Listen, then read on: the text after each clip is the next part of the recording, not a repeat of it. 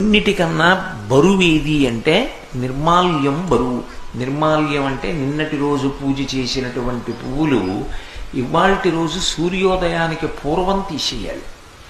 అది ఒకవేళ ఏ కారణం చేతనైనా భర్తగారు పూజామందిరంలోకి ఆలస్యంగా ప్రవేశిస్తే అది ఎవరు చెయ్యాలి అంటే ధర్మపత్ని చెయ్యాలి. ధర్మపత్ని తప్పితే కొడుకు, తప్పితే కోడలు.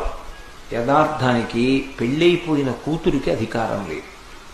తండ్రి గారి పూజామందిరంలోకి వెళ్ళి నిర్మాల్యం తీయాలి అంటే మొట్టమొదట భార్య. భార్య కన్నా కూడా ఎవరు అంటే నిజానికి కొడుకు, తప్పితే కోడలు.